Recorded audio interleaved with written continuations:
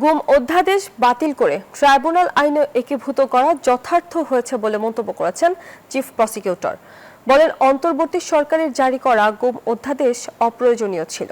এদিকে জুলাই আন্দোলনে চট্টগ্রামের ওয়াসিম আকরাম সহ ৬ জনকে হত্যা মামলার পলাতক আসামি হাসান মাহমুদ ও নওফেল সহ ১৮ জনের বিরুদ্ধে গ্রেপ্তারি পরোয়ানা জারি করেছে ট্রাইব্যুনাল। কার্যক্রম নিষিদ্ধ আওয়ামী লীগ শাসনামলে ভিন্নমত দমনে গুমের অভিযোগ রয়েছে রাষ্ট্রীয় গোয়েন্দা সংস্থা ও আইনশৃঙ্খলা বাহিনীর বিরুদ্ধে।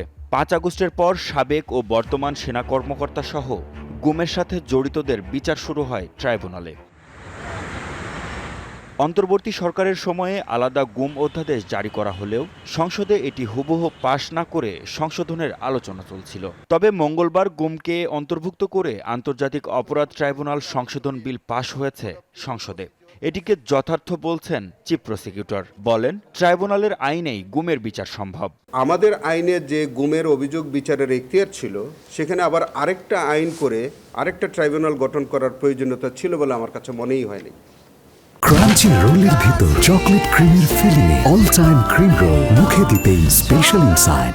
সেই কারণে আমি অন্ততপক্ষে ব্যক্তিগতভাবে আমি শুরু থেকেই আমার কাছে মনে হয়েছিল যে এই গুম অধ্যাদেশ যেটা করা হয়েছিল এটা অপ্রয়োজনীয়। এদিকে জুলাই আন্দোলনে চট্টগ্রামে ওয়াসিম আকরাম সহ ৬ জনকে হত্যায় ২২ আসামির বিরুদ্ধে অভিযোগ আমলে নিয়েছেন ট্রাইব্যুনাল। মামলার পলাতক আসামি সাবেক মন্ত্রী হাসান মাহমুদ সহ ১৮ জনের বিরুদ্ধে জারি হয়েছে গ্রেপ্তারি পরোয়ানা। ২২ জন আসামির বিরুদ্ধে অনারেবল ট্রাইব্যুনাল অভিযোগ আমলে নিয়েছেন।